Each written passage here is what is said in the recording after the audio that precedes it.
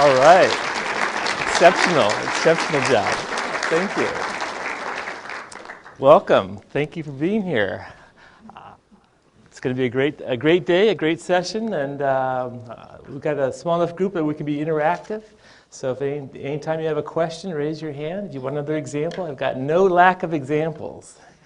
Thousands and thousands of examples. I've probably worked with hospitals more than any other type of organizational type. They were the basis of my doctoral research, which I'll touch on, and I'm just delighted to be here. And we are going to have some fun. For me, it started on the flight. I live in San Diego, and so I spent most of yesterday flying here. And I don't know how many of you've had a chance to travel lately. It's been a real bear because the planes are smaller and they're fewer, and every one of them is packed. And you got the whole security thing. But eventually you get in your seat, and you can pull out the paper or a novel. Darn if the person next to me doesn't pull out one of my books. And I thought, what a great chance to be a mystery shopper, Excuse me, sir, what do you think of that book? And he got kind of reflective. He goes, well, my boss gave me the choice of 3 books to read. This one was the shortest. Okay then. But it got me thinking because, we are all up against it. We're trying to do more with less, trying to do it faster, right? Who's got less to do this year than last year? I'd like to talk to you, We're all pushing hard. And so there's something to be said for taking a break every now and then and reflecting on what we're doing. What's working, how we can do more of it, and what's not working, how we can overcome those things. And I think that's what today's all about, is saying this is a great hospital, you got a great staff, everyone here is selected for what they can do and are doing a good job, but we all can be a little bit better. And on this topic, what can we do? And we're going to find most of the things are easy, are low or no cost. They just won't happen by magic. You still have to make them happen. I got talking more to this guy on the plane. Turns out he was an executive from an unnamed company here in Orlando. And at one point I asked, well, how many people work in your organization? He didn't even blink. He goes, about half of them. And sometimes that's the feeling we have. It's like, why don't people do what we need them to do? And we're, chasing them down to the younger generation. It's the whole type of thing. And I think there's a lot we can do by just connecting the dots and just again meeting people where they are and making the focus a little clearer on what we need from them, showing them how to make that happen. So that's what my promise you're going to get from our time together is lots of usable ideas that you can immediately put into practice.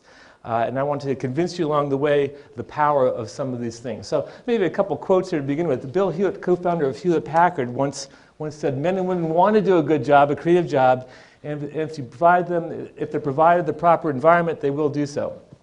I love this quote because it represents just in one line where management has come from. For the longest time, dating back to the Industrial Revolution, management was what? About telling people what to do. My way or the highway. I'm the person in charge. That style of management doesn't work that well today because people have choices. In the marketplace, and even in a tight market, they have choices with their own discretionary energy. You can't force people to do anything today. This is employees, this is your kids, this is your spouse. You can't force anyone to do anything. It's all their choice. What you can do is you can impact the environment to make them want to do the choice that's going to benefit you both, more times than not. That's what this topic's all about, giving a different focus to bring the best out of them, to have them be inspired to want to do the best for the patient, for a coworker, for you in getting the job done. More simply put, Mary Kay Ash, founder of Mary Kay Cosmetics, she once said, imagine every person has a sign around their neck that says, make me feel important. This is a job of management today, to make everyone feel like a star on their own stage and to get the best performance out of them, with them. Management is what you do with people, not what you do to them. I learned from Ken Blanchard. That we're in it together and you've got a lot of power. I find that a lot of times managers forget the power they have to help shape that energy and focus for that person, for your work group, for the whole hospital. And in very real ways, we can bring this out. Now, let me give some research, because the challenge of doing this is a little tougher today for a number of different reasons. First of all, employees are stressed, as I indicated. 40% of today's employees say their job is very or extremely stressful. 40%. 25% say their job is the single biggest stressor in their life right now. 60% say they get pressure to work too much, to put in more hours, to take on more responsibilities. As a result, some 56% of today's employees say they're somewhat or completely dissatisfied with their jobs. And would you believe 85% feel overworked and underappreciated? I was talking to a group last week, and someone said, it's got to be higher than that. Come on, you know. Now, raise your hand if you know anyone that relates to any of these statistics. Anyone? Raise your other hand if it relates to someone on a very personal basis. You know, this is what I give. You know, and this is what we're up against. And so, what's deceiving about this topic is that recognition is a very simple topic, but it's deceiving because you got a lot that you're trying to cut through, a lot to bring the power out of it. I find that the reason, because it's simple, sometimes that gets in the way, because we think, well, how hard can it be? And so we just send an email to everyone and we're done with it, and that's not going to do it. Or we'll get them all together for years of service lunch, and now we're done if they've been recognized. And that's not going to do it. Maybe it would do it 10 years ago, maybe 20 years ago. But today, what's got to do it is in the sphere of influence of every person in this room, every person on this broadcast, in their sphere of influence, making the connection happen with employees in a very real way that's meaningful to them around the things that you both need to be successful. It's bringing it to bear in that way. That's the only way it's going to happen, to make this embedded in the behaviors of the hospital and your practices going forward, is if each of you take on the responsibility and the accountability to make this happen with the people that you work with and report to you. It can't be done just from HR. It can't be done just with a program. It's a daily focus.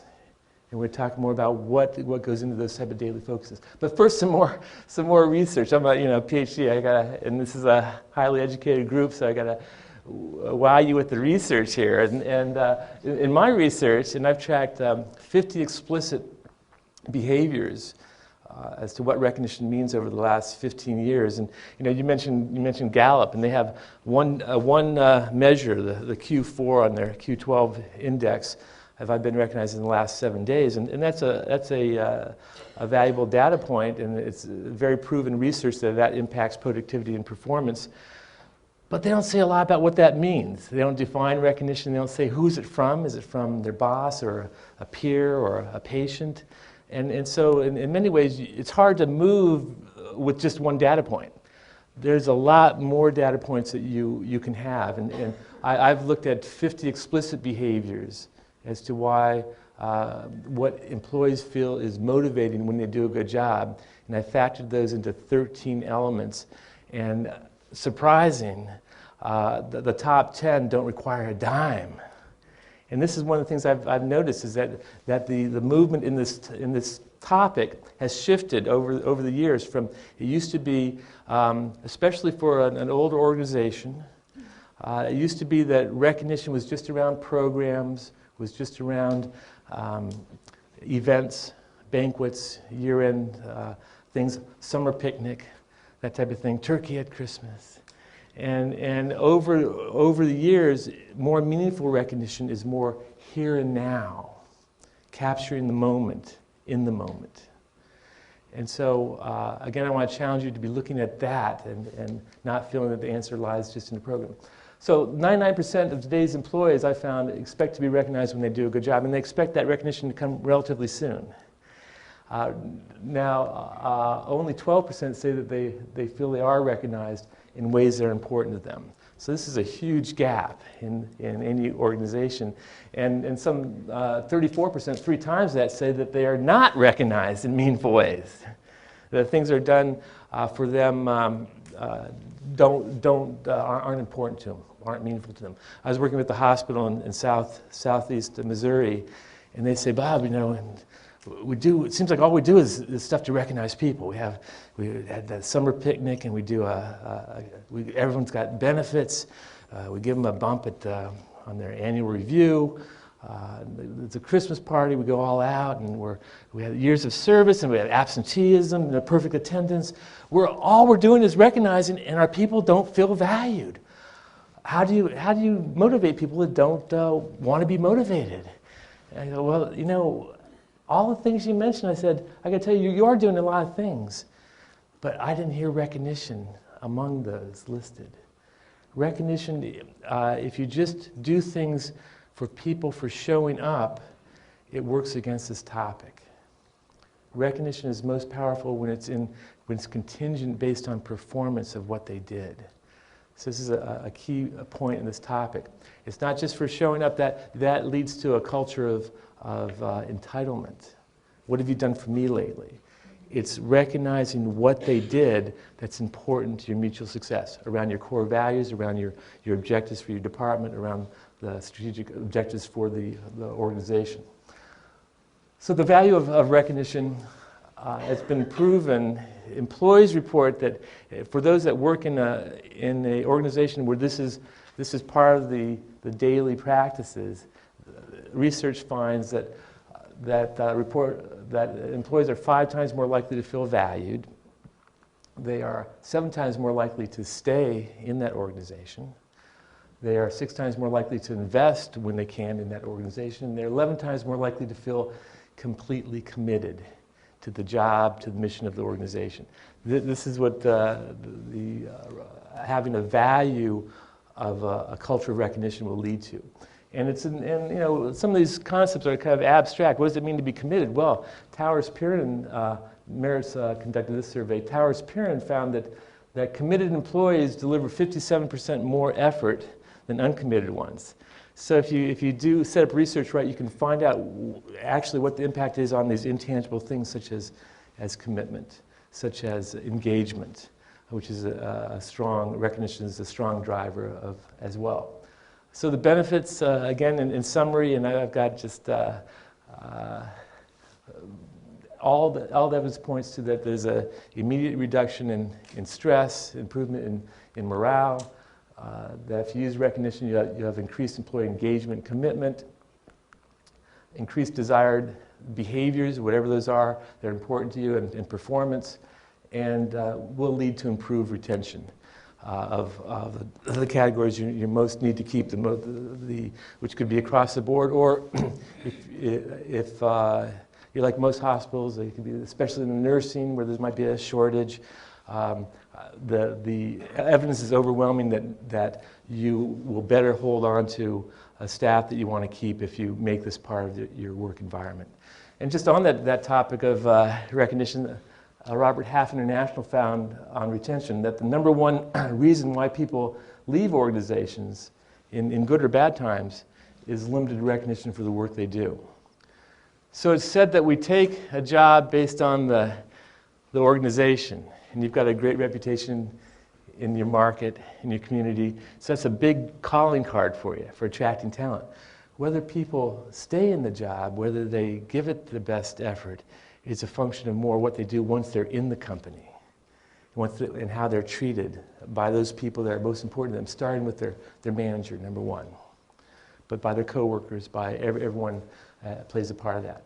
Or Gallup found that the number one predictor of tenure on the part of any employee is the relationship they have with their immediate supervisor.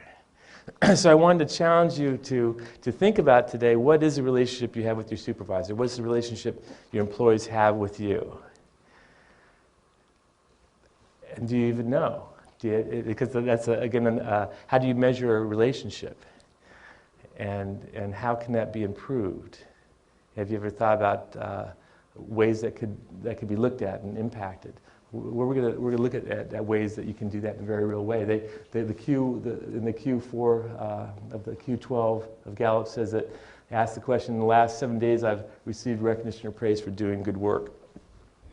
This can seem like a fuzzy notion, but hands down, this comes back to, and I've had people debate, well, what does it, is 7 days really really the key?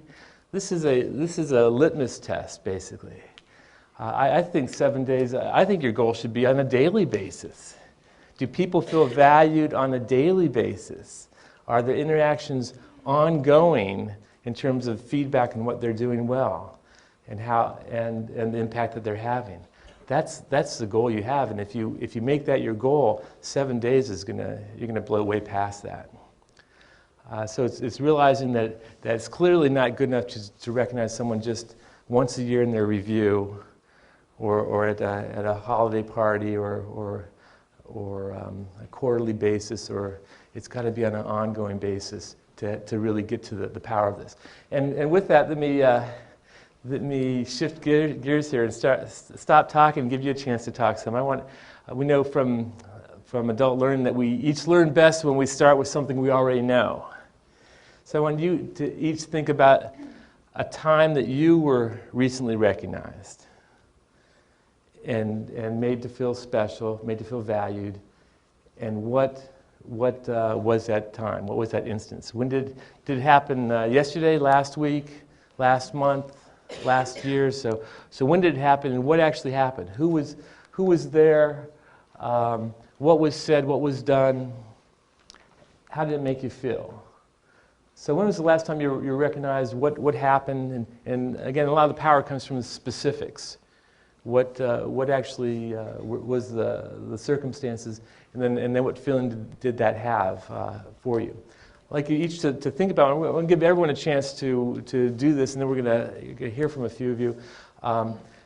And when you have something in mind, I'd like you just to turn to the person next to you and share that instance to kind of get us warmed up here. And if you would do me one little favor, if you happen to come to the session here today with your boss, if you turn the other way, just a little thing. Don't want any fights to break out here. But seriously, it's a time that you felt recognized and what exactly happened. Over to you, just very quickly, a couple minutes.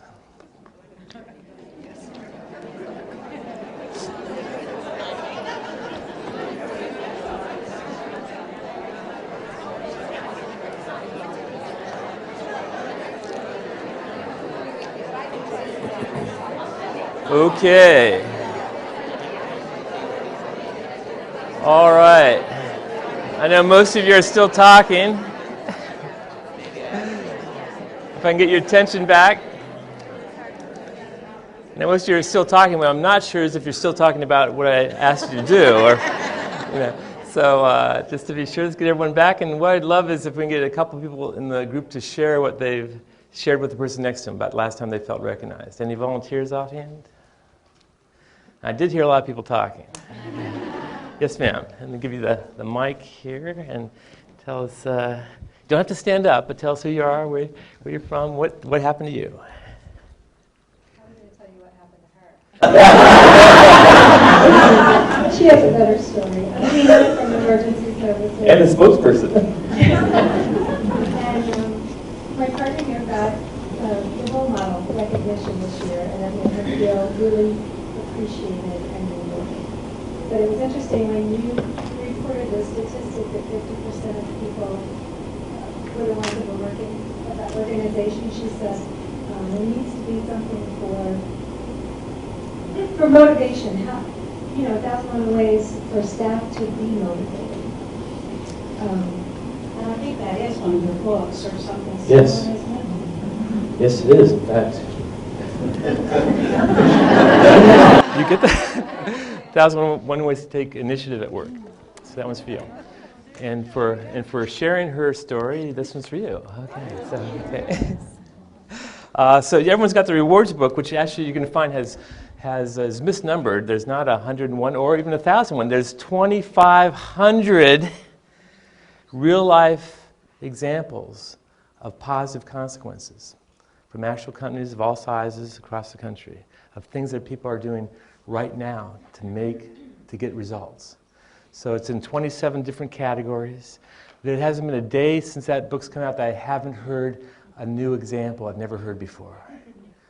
This is an infinite wellspring that you can tap into. Okay? Even if you don't do anything that's in the book, the important thing is for you to do something, to find something that works in your sphere of influence with the people that you're working with. And in fact, that starts with a discussion that you have with these people in terms of find out what motivates them, what's important to them. And I want to challenge each of you that next time you are with your group on your agenda, item number 4, recognition. We had that session and we each agreed that we would talk about recognition in our group, in our team, in our department, and find out what's important to you all. Instead of assuming that we know or trying to guess, ask them. And because I tell you what, I've never met someone that said, I've just had it up to here with my boss telling me I've done a good job. I've just had it. No more of that. And you're going to find that if you let them talk, that there's missed opportunities, that they're doing things that no one noticed, and maybe you didn't notice because you're busy. Okay, so part of the starting point for doing more of this topic is being able to identify the opportunities.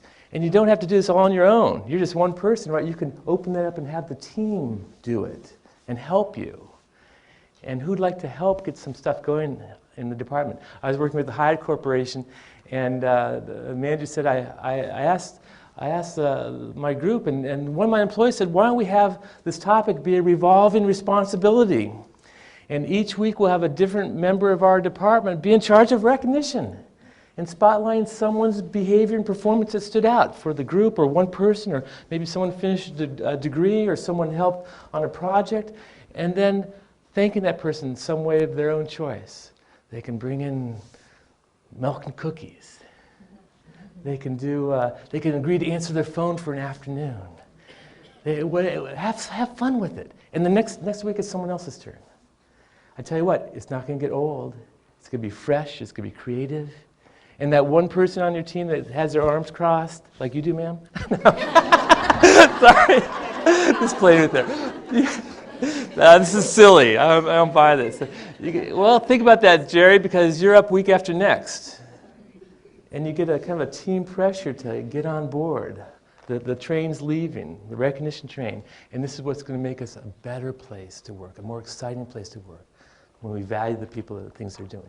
So an assignment for everyone. But back to our assignment here, other examples of something you did. Yes. And you didn't know you'd get a book, but this one. So if you tell people what you're going to do, and I've got a couple more books, then it's called an incentive. You even get more of the behavior that you're after. Most of you know Beth Wegrath, and I reported to her for a number of years, and one of the things that she was always very good about doing is recognizing you. I would get notes in her office mail quite frequently, but I don't report to her now, and I was just opening up a book that she had previously given me that I had forgotten had come from her, and there was a little inscription in there telling her me how much she appreciated me and everything. I was using it for a devotional thought, and even though it's been a while since I received this, I was reminded again of all the times she told me how much she appreciated my leadership and very specific things that I had done. And that she'll give you work and you just wanted to do more for her because she always appreciated you so much. And even though I don't report to her now, I'm reminded about how much she used to appreciate me. Had an impact on you that continues to this day. Yes. It's the power of recognition. Well, how about one from someone over here? Yes, sir. All the way in back. Do my Phil Donahue impression. Okay.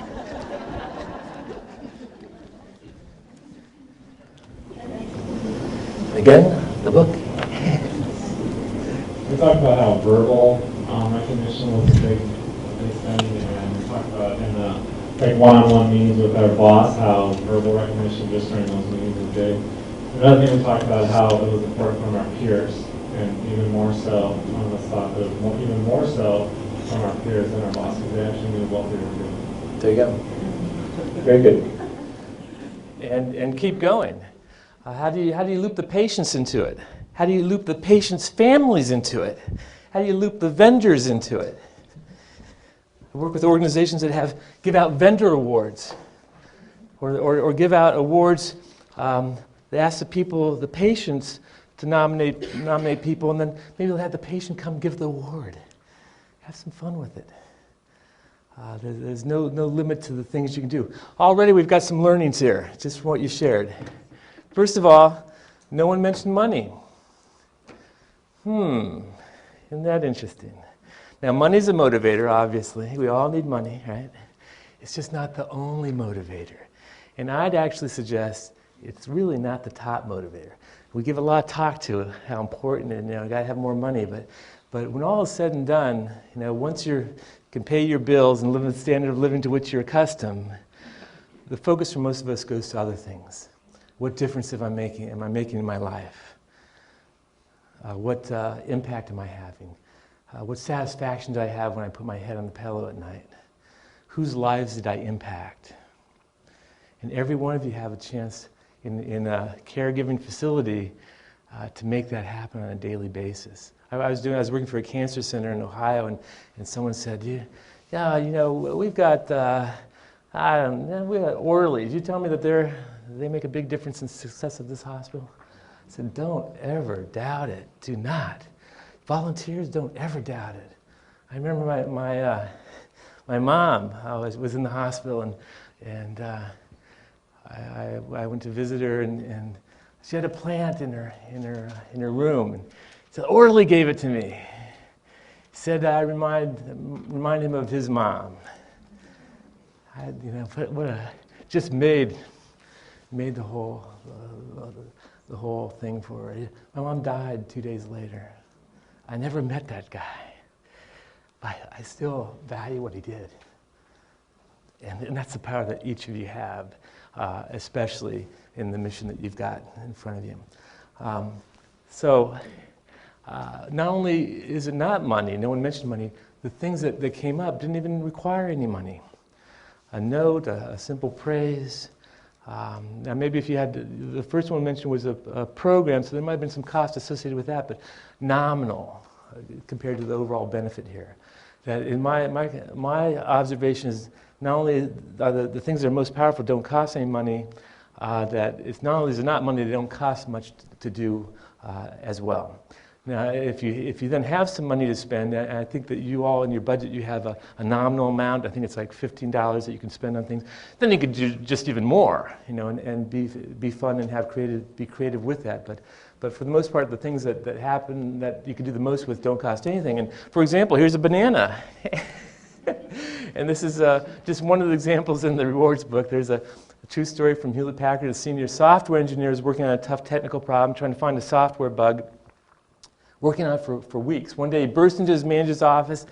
He said, "You won't believe it, I found the problem. I fixed the bug." His manager, knowing the importance of a timely recognition, wanted to do something right away. Not at the end of the month, end of the quarter, heaven forbid, end of the year. That's called ancient history in any fast-moving, dynamic work environment. This manager literally groped down his desk, hands the person a banana from his lunch. Great job.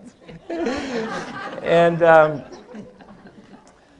didn't think twice about it. Now the employee showed everyone the banana the boss gave him and why it took on a life, a story of its own. Today in that division in Hewlett-Packard, Sunnyvale, California, 14 years later, the most prestigious award for technical achievement is the Golden Banana Award. Now, not the same banana. They retired that puppy. They created a plaque. And the point is anything can be recognition. It's all around you every day, just looking for you to reach out and grab it and align it with the performance that you want more of from the people you're working with. It's that simple. Grab and align. In fact, when you find something that works, everything won't work, too, by the way. Some things will, and that's okay. It's okay. What's important is you're experimenting, you're trying things. If you find something that works, work with it to get more out of it. They created for the Banana Award, they created a little lapel pin of a banana that gave to people that got it, went on their name tag, and I know you all have name tags, and then I see some flair on them. You can do lots of fun stuff in that category. Here's a trophy. A lot of times we think recognition of trophies and plaques and certificates, and And that they are, especially what you do with them, could add more value. This one's used at the Office of Personnel Management in Washington, D.C. It's called the Wing Spread Award. They give it out quarterly based on a clear criteria. And why I like using this example is that one woman got it. She went to her boss and said, I appreciate getting the Wing Spread Award, but so many other people have helped me to earn it. Can I pass it on to someone else? And the boss said, your trophy, you can do whatever you want with it. And so she did, thereby starting what's known as a pass-around award. They went to someone who then passed on to someone else. Okay, and you can have fun with it. You can decorate it. You can put your name on it. Be like the Stanley Cup at the end of the year. You can throw it away and start over. Do something else. Or it could be something you get. I tell you what, if you can get more of a behavior that's going to make you more successful, client care, for example, gosh, I'll go buy you a box of trophies. Start, start calling it out, finding ways to talk about it. The best patient care story of the week we're going to do as part of our, when we get together. And we're going to vote on in our team, and you get a bowling trophy. It doesn't even matter what you get. And that becomes a conversation piece as it sits on your desk. That people say, hey, you got the bowling trophy. What did you do? Well, let me tell you the story. That's the stickiness, the touchiness of this topic that gives it a multiplier effect in a very real way. At Aramark, the food service company, they name days after employees. What would it cost you to name a day after an employee? Say, hey, next Tuesday is going to be Bob Jones Day, and here's what Bob Jones did to deserve that. And on that day, have some fun with it. They have real examples of what they've done. On the day the manager picked them up at their home and personally chauffeured them to work. They spread out their name in balloons over the front entrance. They came in, the whole department was lined up giving them a standing ovation. They set up a lunch with the president. They created a scrapbook. Next person they do completely different stuff for. They never do the same thing twice. They keep it fresh and lively. Take someone else and maybe they're more introverted. They don't want a big flashy thing, right? Don't force it on them. It's going to be awkward. They're going to be uncomfortable. Okay? Instead, find out what would do it for them. Call their spouse and maybe end up chipping and buying a certificate for a hobby of theirs.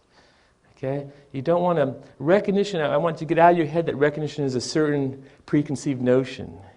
That you got to do this for people to be recognized. Instead, get real and connect with people and what they say is important to them. There's, as a general rule, most people, for example, like public praise and recognition, but not everyone. And so you don't want to force that on them if they're uncomfortable with it. A real life story of an employee was getting a perfect attendance award at a company dinner, and the thing where you go up and you get the plaque from the president. And this employee was so nervous about having to go up on stage, and some joker, probably Charlie's going to yell out speech, and they're going to hand me the microphone. I'm going to die. That he called in sick that day. So he wasn't there to get his perfect attendance award. You can't force it on people. So it's more important to find out what would do it for them and do those things. So recognition and rewards speaks to appreciation. The simple point that you acknowledging and appreciating people for their achievements is what we're talking about here. Now, all performance starts with clear goals and expectations. So that's the starting point in terms of what you need from people. And as you involve them in that has a very motivating aspect. The best goals are few in number, specific in focus. You can't do everything. The best goals are stretch goals. They're not too easy. They're not too hard. They're somewhere in between. The best goals today are collaborative, doing them with people, discussions with people. So even as something comes down from the top, you want to, when it's on your shift, taking time to share and discuss that with your employees. Taking questions is very important. Or even sharing when you're in a management team meeting, taking time to share what was discussed and the impact it'll have on your group is very important to employees. The greatest management principle in the world is the simple notion that you get what you reward. We've got over 2,000 studies that say this absolutely works. What you notice, what you inspect, what you recognize, what you reward, what you incent, you will get more of, I guarantee it. Okay? So when you get serious about performance, you have to get serious about recognition. And I find most organizations are serious about performance, but the recognition stuff is a little soft and fuzzy. So, well, we're going to try and do that, but we're going to make performance happen, but the recognition, I'm not so sure what or how or why. So the connection is very loose. And then you end up not driving the performance you want, and you don't get the power of the concept. So this is critical, that the best recognition is contingent. It's not just being nice to people. It's not just wanting them to like you. It's recognizing the behavior that makes a difference in your mutual success. Now, this is so important. I want to tell you a little story to help you remember this point, because we remember stories better than stats. And this story is about two gentlemen that both died the same day. One was a New York City cab driver. The other was a Baptist minister. They went up to the pearly gates, and St. Peter was there. And Heaven's online these days. He's used his laptop to review their lives. And the first gentleman was this cab driver. He was quite impressed. He issued him flowing robes, his own personal cloud, an assistant with a harp, waved him into heaven. And right behind him was his minister. He reviewed his life and issued him a loincloth. And the minister said, I don't want to seem ungrateful to be here. I'm delighted to be here, but I got to ask you why you seemingly treated that cab driver so much better than myself when I spent my entire life in the service of the Lord. And St. Peter said, well, we've moved to a pay-for-performance system here in heaven. And basically, as you preached, people slept. As that cab driver drove, people prayed. So it's happening. It's happening everywhere. The focus on... Now you can remember that story? Okay. You got to focus on the performance if you want to get more of it. So all behaviors is a function of its consequences. Is basically this reinforcement theory that to any type of behavior you got three possibilities: positive, negative, and no consequences.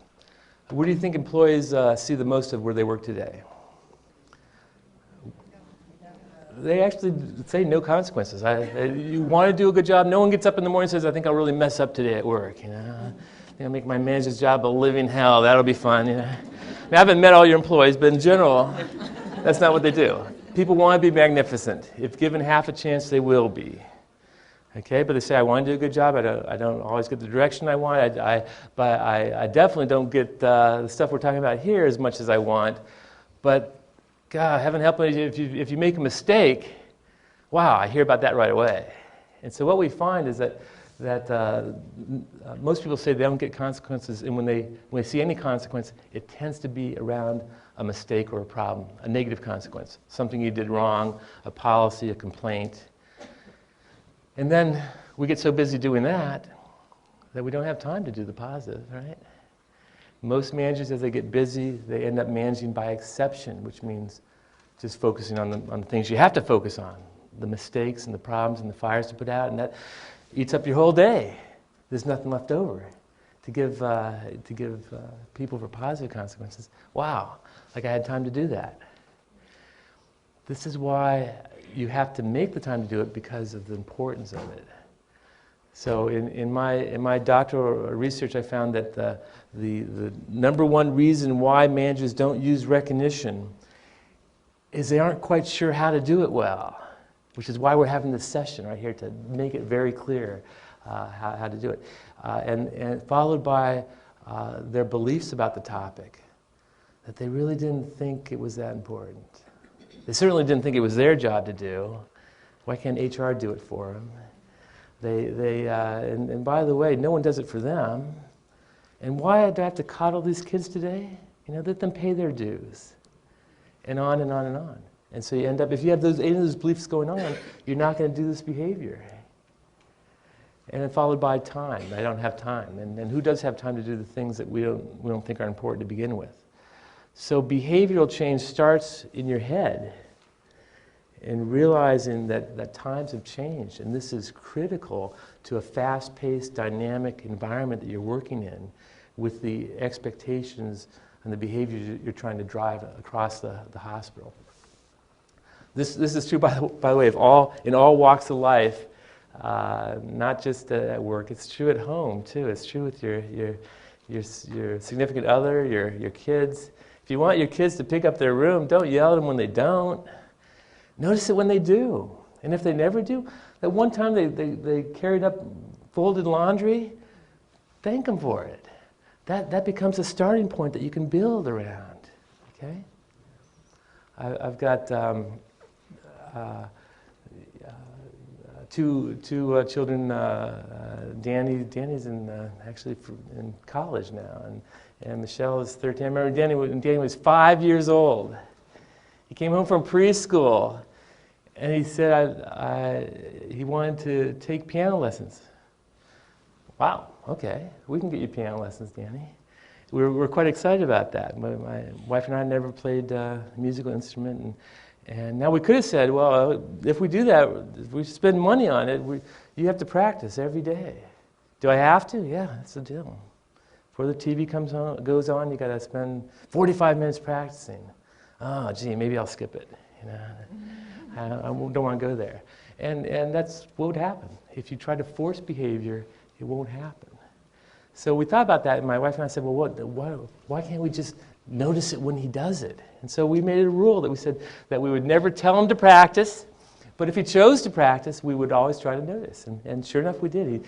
He'd be on the piano, we'd go, those scales are coming along great. That song, did you pick it out? Yeah, well, I know he did. Twinkle, twinkle, little star. Wow, get Grandma on the phone. This is great. That may not seem much, may not even seem like that makes sense, but I tell you what, my son sure noticed. And he felt good. Within a couple weeks, he said, could he take lessons twice a week? Yeah, we can do that. First time he played publicly, he couldn't have been this tall. This other parent came over, all animated, said, I've never seen someone so young play with such passion. What are you doing to get that out of your son? This is all we're doing. We're in many ways staying out of his way, but nurturing his motivation internally on things that whatever that click to make him intrinsically want to play piano. We're trying to build that connection, not have it connected to us, but have it connected to himself internally. That's the driver of motivation. It's internal. When he was 9, he played in a competition. 167 students. He was one of 3 selected to play to a music teachers conference. The other 2 were graduating seniors. When he was 11, we were in a local library. Someone was playing piano. My son goes, I'd like to do that someday. I looked at him and said, someday, let's go talk to the librarian now. That's called opportunity. I challenge you that you are swimming in opportunity. What are you doing with it on your watch? We reserved a meeting, a room at the library for a month later. Danny came back. He did a public recital, covered 400 years of classical music to each piece. He showed a picture of the composer, talked about what's going on in their life. I'm in the audience, I'm crying, kind of like I am now. And I tell you what, I'm a proud dad, but the point is, you can do this with anyone. You can do it with anyone that's in your life. And you need to do it with the people that are in your life. Now, this is a double-edged sword. This is a huge power. This is the most powerful concept of management. But if you don't do it, there's a huge cost to it. Not only will you not maintain, it will slip away. The relationships slip away, and then the value, and then it's just another job. Just going through the motions. So let me give you a counter example. I've got a friend in San Diego. It's a highway patrolman. He was telling me about a couple. He pulled over for speeding. He went up to the driver and asked him how fast you were going, and how the officer always asks you how fast you were going. And he said, 55. And before he could say anything else, his wife in the front seat goes, he's lying. He's a speed demon. You probably clocked him at 90. And the guy gives her this dirty look. You start to get a sense for their relationship, right? And so my friend writes up this ticket. As he's doing that, he said, I noticed the guy's not wearing a seatbelt. Well, state law in California, I think every state now, is you have to wear your seatbelt when you're in the car, even before you have the car on, by the way. And so he said, I've got to write you up for that as well. And the driver goes, he didn't miss a beat. He goes, officer, I saw when you walk up next to my vehicle, you'd be asking me for my driver's license. I loosened my seatbelt to be able to get to my wallet to produce my ID. And on most days, he probably would have been, that would have been off the hook, but he forgot one little detail this time. His wife is still there. She goes, he's lying again. He never wears a seatbelt. I'm always on him about that, but will he listen to me? No. And the guy goes, will you shut up? He'd get me in trouble. And they start going at it. And my friend told me, he said, I realized I had potentially a situation on my hands. Exactly. He leans in the window and goes, ma'am, does your husband always treat you this abusively? She says, only when he's been drinking. Al the car, sir. And so if there's a moral to that story, I think there is. It would be this, that if you look in your life right now for the short list of the people that are most important to your happiness and success, okay? Your employees, your boss, coworkers, maybe in this room, your spouse, your kids, some neighbors, your relatives, certainly, and some good friends. For most people, maybe that's a dozen people, maybe it's more, maybe it's a little less. But a core group of people that are most impactful of your happiness and success in your life today. At the point that you take any of those people on that short list for granted is a point that you risk losing them from your life. That's the point. I don't want any of you to be surprised one day when one of your employees walks in your office and says, I want to tell you I'm leaving. 2 weeks from Tuesday will be my last day. Well, you can't leave. You're one of my best people. Yeah, right. I haven't heard that lately. In fact, the last time I heard that was during the hiring process. When I was hired over those other 5, 6 people, did I ever feel special when I came to work here? Everybody starts a job feeling special. Everyone starts a job excited about wanting to do their best.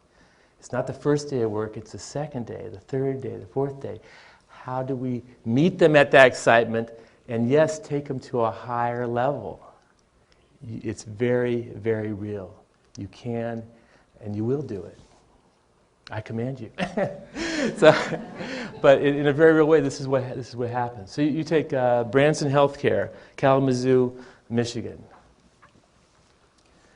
They said, their HR director got up in front of all the managers and said, okay, we're gonna do a new thing. We'll give everyone note cards. We'd like you to send out a dozen thank you notes in the next quarter to people that have done a good job. And their managers did what maybe managers everywhere would do. They kind of groaned a little bit and said, like, we don't have enough to do, and they rolled their eyes. And I guess the person could have sulked off and said, sorry to bother you. But instead she didn't. She said, wait a minute. Didn't we just get done with a 3-day strategic planning meeting talking where we found out that we decided our number one goal was workforce excellence? Yes or no? Well, we did, yeah. How are we going to make that happen if we're not doing things like notes to thank people when they do a good job? Does someone else have a better idea? Because I'm open to doing something else. Let's hear it now. No one said anything. Not hearing a better idea?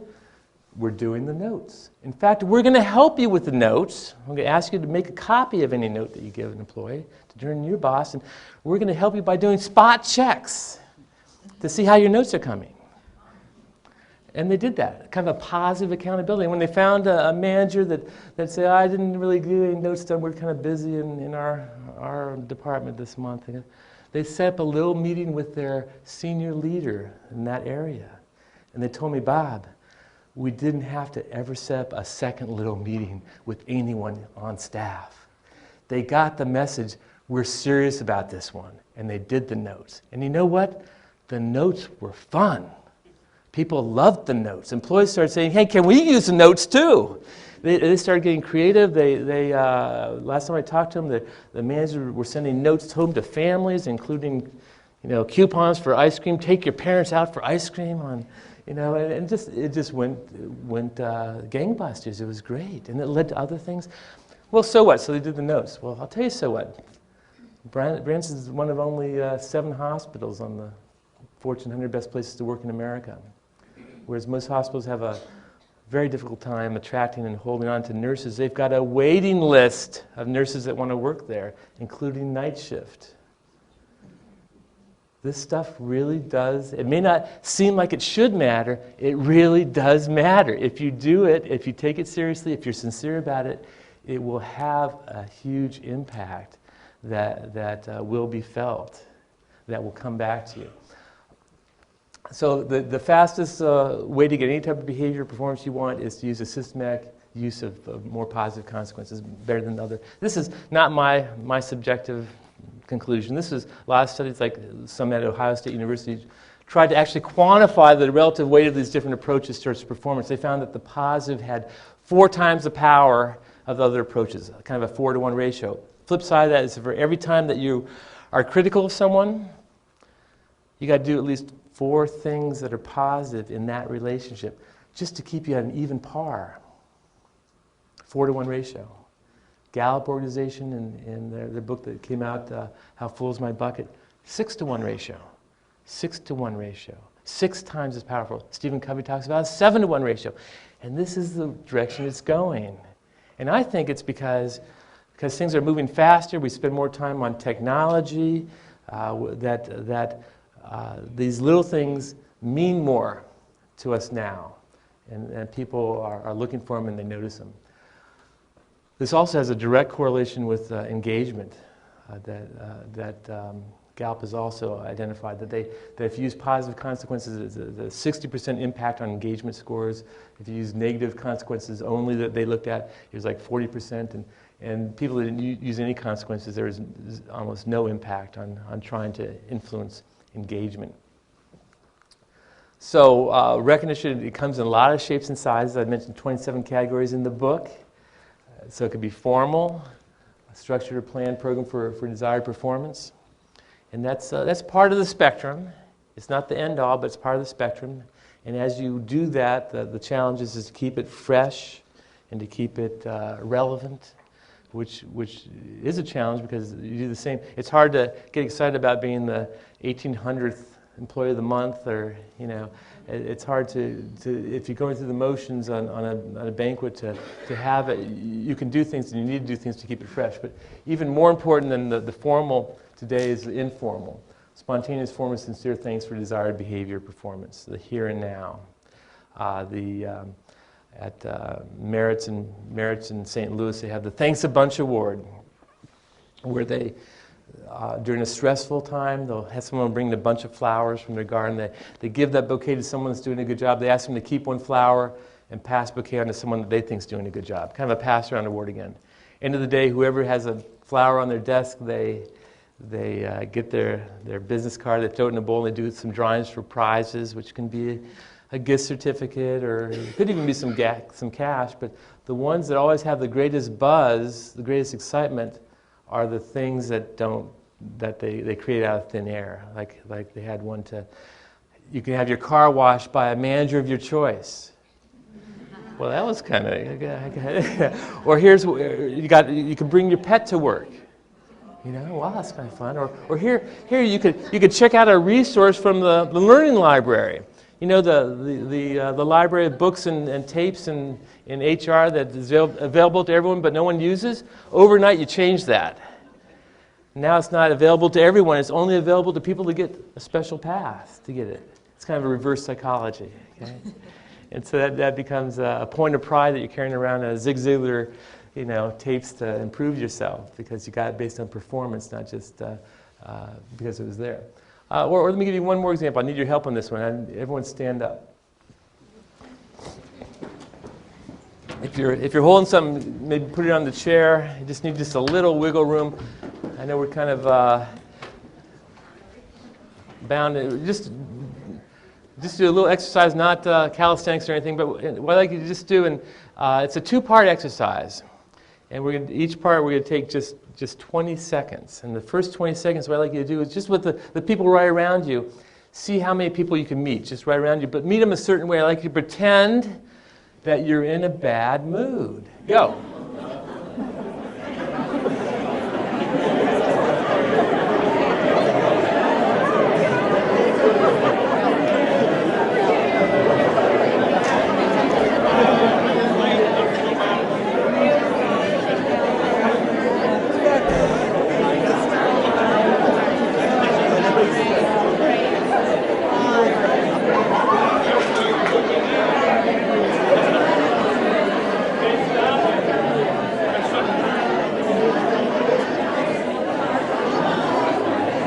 Happiest bad mood I ever saw. Okay.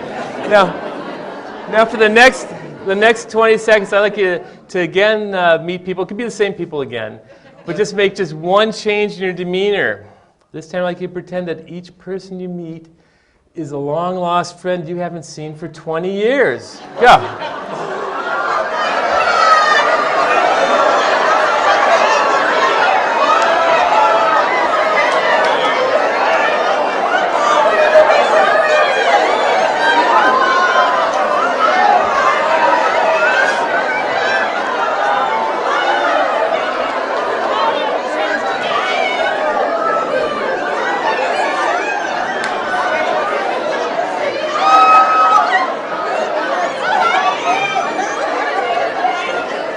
Okay, good. Big stretch and have a seat. Let's see what we can learn from that 40-second exercise here that relates to this topic. So in the first 20 seconds, when you were in a bad mood, what did you notice about your behavior or that of others? Now, behavior is stuff that you can see. What did you notice about your behavior or that of others? And I've got some candy for anyone that tells me. What? Standoffish. Standoffish, yes. Unapproachable. What? A grimace. Grimace, yes, so facial expressions. What else? When you're in a bad mood, what else did you notice? More at a distance. What else? I didn't like myself. You didn't like yourself. That's funny. Some people like that part better. So that tells you something. What, again, sir? It transfers. Yes. And so, and then how did that differ? What was different about the second? I can do farther than that. Come on. Oh, oh, right in the eye. I'm so sorry. Okay. The second 20 seconds. What did you notice different about that? More approachable. What else? Louder? No. I know you're holding out for the candy, right? Oh my God. Okay, so there was better eye contact. Okay, you notice the volume shot way up. And you said hugging, more hugging. What do we call that? That'd be sexual harassment. Yeah, that's in that next month's program, right? Okay. So, we'll call it touching without taking. Okay. That. In a nutshell, this little exercise represents what I see the key to management on the people side of things, that you have to make the connection. So when you walk in the building in the morning, I know managers that will actually pause before they open the front door and think about what's on their mind, what they might be worried about. If it's something important, to take out a piece of paper and write it down so you don't forget. And they tell me that when they step in the building, they know they're stepping on stage. And the audience that you play to each and every day are the people that work for you, that you work with, that are looking to you with one question in mind. How are we doing? How am I doing? And if you're in your own little world and do what you did here and stare at the carpet and make a beeline to your office and slam the door, just like that, you set the tone for the day. Boss is in a bad mood. Not a good day to ask about the raise. You know? And just like that, they're not going to feel like the star on their own stage. They're going to feel like when you walk past me, you didn't even say hi. What's up with that? And then they're going to start worrying about they do something wrong, and now they're going to go back and they're going to take it out on the next person, okay? Or maybe the next patient.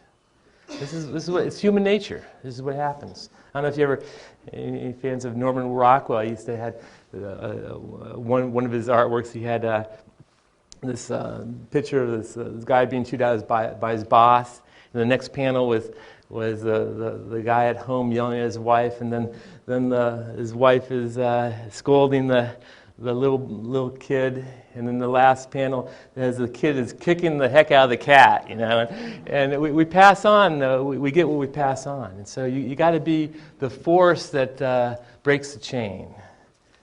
And sets up a positive chain in motion, and kind of more of a play it forward type of thing. And so even if you're in a bad mood, part of management is putting on a buffer on that because of the importance of what people need from you in their job. And I know that's, and I've been managing people for 30 years. I know that's not always easy to do, but you got to have a strategy for it. And if it's not, sometimes it could be telling someone you're in a bad mood. I'm kind of in a bad mood today. Someone dinged my car in the parking place. Don't take it personally. So now you can't do that every day, and but you can be open with people and explain what's going on in your life and get some leeway where necessary. So spontaneous things that you can do at Busch Gardens here, just over in Tampa. They give all their supervisors get these tokens. And you can't see this. It says, Anheuser-Busch, making friends is our business. Thank you. With the simple intention that if you see an employee that's doing one of our core values, give them one of these tokens. And so their core values are around safety and service and teamwork. And so all supervisors have these, even if it's an employee that doesn't work for them or someone they haven't met, they go, hey, that's someone's helping someone else carry some boxes. That's not their job. They weren't asked. That's teamwork. Way to go. Here's someone that's having fun with a customer on a hot day in a long line. That is service with a smile. Way to go. Now, this silly little program, the way it works is they just have the person that gets this, they can turn it into payroll, get an extra $10 in the next paycheck. They told me, Bob, no one ever turns them in. This means more. You captured an instance, a moment in time, an interaction with someone above them in the organization. Someone noticed that I did something right. And as you reinforce it, they'll do it right again. And this becomes a multiplier. It becomes a reminder as they carry it that they can show their kids. They can get out with a colleague. Hey, you got one of those tokens. What'd you do? And they talk about what they did, and that becomes a multiplier. This is why recognition is so important. It drives the things that we're trying to do to be excellent. The most important part of type of informal is what you do on a day-to-day basis. The daily feedback about positive employee performance. Communication is actually the number one variable for employee motivators in my research and others, that even in a category by itself, that people want to know what's going on, what they need information for doing their job, but they want to know what's going on in the hospital, what we're doing in the marketplace, what new services, what's our advertising. They want to know all that. And the more they do know it, the more they feel like they can be an ambassador for the hospital and make it a place that they recommend to friends and others to work here or to be treated here. Okay? Because you've armed them with a greater mission than just showing up and doing the job you're told. You set them up to be an ambassador for the organization, which is a lofty and powerful role that every one of your employees would love to take on. I'm sure, and most probably already are. So with that, let me show you this first. This is a study just with medical employees by Dr. Gerald Graham at Wichita State University. He looked at 65 potential workplace incentives to try to find what were the most important for today's employees, all medical technicians, and this is what he found, that the number one reported motivator was a simple personal thank you. He also looked at the frequency they got this, and 58% said they never got it where they work today. And number two was a written thanks, a note or a formal letter, and 76% said they never got that. Number three was promotion for performance, and that's a more serious incentive, being promoted when it's deserved. But the other ones are, again, all in passing, public praise. Starting the staff meeting with reading a letter from a patient that had a good experience, for example. Or opening up the floor. Last when I was here 2 months ago, I was working with Disney, and I remember someone there told me, they said that, and their staff, it's just a delightful idea. Every meeting, the first order of business is to start with the group naming 3 things that are going well. And she says sometimes it's bam, bam, bam. Sometimes they gotta all work at it. What is going well? What are we excited about? And they gotta really dig a little deeper. But they don't go forward until they can. Actually, there's 5 things they do. They don't go forward until they can do that. It gives them a grounding for going on. So public praise of some type, and asking people if they have any praise that they want to share. Okay, it's a simple way to tap into that. And morale building meetings.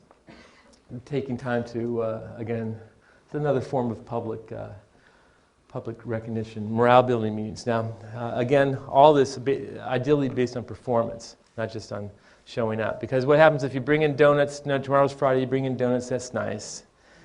And next Friday, it's a beautiful day out, you bring in donuts again. What's going to happen the third Friday? Yeah, hey, it's Friday, where's the donuts? And except for now, that's not good enough. Can we get some with the little sprinklies on them? So you're taking orders for bear claws and fruit fillings, and you're going, what's wrong with this picture? Well, what happened, my friends, is you slipped on the entitlement slope. You're doing it just to be nice, and now you got to be nicer and do it around performance that matters. So if it's donuts, then do it because we got a personal best in our patient satisfaction scores, and now it's a celebration of that, and it's reinforcing that, not just because it's Friday. Okay. So a simple tweak in awareness that can give you much bigger mileage. Dr. Graham found that the top characteristics of these motivators had two things in common. Number one, they're manager-initiated. Manager-initiated, not organizationally initiated. You hold the keys in your sphere of influence. It can't come from above, from afar, from one function. It's got to happen from one's manager. And number two, based on performance. I've tried to. In fact, he actually concluded it appears that the techniques that have the greatest motivational impact are practiced the least, even though they are easier and less expensive to use. And I've learned that what's easy for one person can be pretty hard for someone else. So it's maybe even with this we need to still work at. How do we make it easier is part of the key. And to help us make it easier, I want to take you into company I just mentioned, Disney, and Disney's the best at this, and it's in their blood. At Walt Disney World, they've got over 200 types of recognition that they do, programs and activities. They're doing it left and right all the time. Now they're doing that just because they don't have anything else to do. No, they're doing it because it drives the performance they want better than anything else they've ever seen. And it probably stems back to Walt Disney early in his career that he said he realized that you can't yell at someone in the back room and expect them to come out and pretend nothing's wrong. Because we can't disconnect different parts of our life like that. That he made the commitment, if I ever have an organization, I'm going to treat the people that work for me like they're my customer. And if I do that well, they will pass on that same treatment to the organization's customers. And that was the philosophy and the foundation for all that they do. And one of the things I love about Disney is they don't rest on their laurels, that they keep it active and fresh. It's sort of, seems like it could be overkill and it gets old. They have to work to keep it fresh. And they do a lot of things like that. And I want to show you a short clip from them to see how Disney does it. And I know I was told how to do this. Of course, I blanked it out now, but let me just... help. Wow, there's a lot of buttons here. Okay. The Dolphin Hotel is located at Disney Say the word, right? Florida. I just need visual. 200,000 square feet meeting space. They serve thousands of youths and recreational travelers every day. Thank you. I've never worked in a place that has so many ways of recognizing employees, so many ways of just bringing everybody together to work together comfortably and just be at peace. Everybody needs a boost. Everybody needs encouragement, and they really give that to us. And if we didn't have it, we wouldn't be the hotel that we are. I feel that if we value our cast members and show them how much we really appreciate them, their work performance is going to be a lot better, and they will actually be happy to get up in the morning and come to work because they feel very happy being a part of such a great company, such as this. At this property, the behaviors we search for are behaviors that do nothing but enhance service and a positive environment. We have quite a mixture of cultures, and getting to know those cultures and what's important to each individual, and that's what we would praise on things that we know matter more to them. Just getting along in a multicultural workplace, that in itself is quite an accomplishment with so many of us. I really like working at the Dolphin. I've been there 6 years, so there's your proof. And as far as how they treat me here, they treat me wonderful. I wouldn't have stayed if I wasn't treated right. I think recognition is not about how much you earn. Everyone that works brings a paycheck home, but not everyone is recognized. And there's a big difference between the two.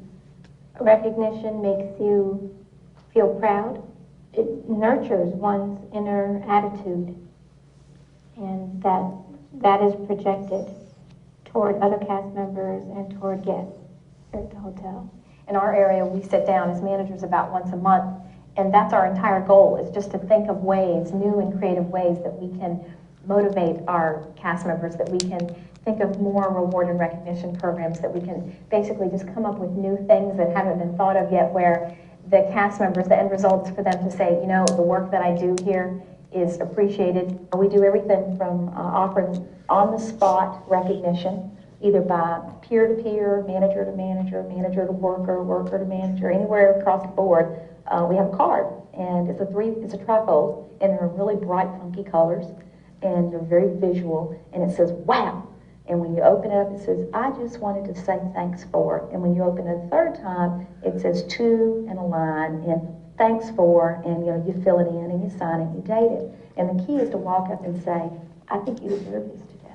Sometimes when we're really slammed, we need a manager there to be like a third hand for us. And some do a better job than others. And always, when they're there for us, I always make a point to thank them. You did a great job, thank you very much. And I have given wild cards when they've really exceeded my expectations. I can remember the first one I got, and I actually got a wild card. It's so exciting. And it was a worker in our Dolphin Grill. And I was walking through the Dolphin Grill with one of the other managers talking, reached down, picked up a piece of paper, dropped it in the trash can, kept walking. Got a cup of coffee and sat down to continue my discussion. And this young man, it's a steward, a cleaner for the room, walked over very quietly, I don't think he'd ever said anything but hello, and he hands me this card. And I looked down, it was a wild card. And I get a little excitable sometimes. I jumped up and went, oh, I got a wild card! And I hugged his neck, and everybody in the room applauded, and all it said was, thank you for picking up that piece of paper. You helped my job be easier. And I went back and pinned it on my wall, and everybody that day heard that I'd gotten a wild card. And, sometimes you think that only your management team can encourage down. But, boy, it feels good to tell somebody you did good from the other ranks up, because they expect us to have it all together all the time, and we don't.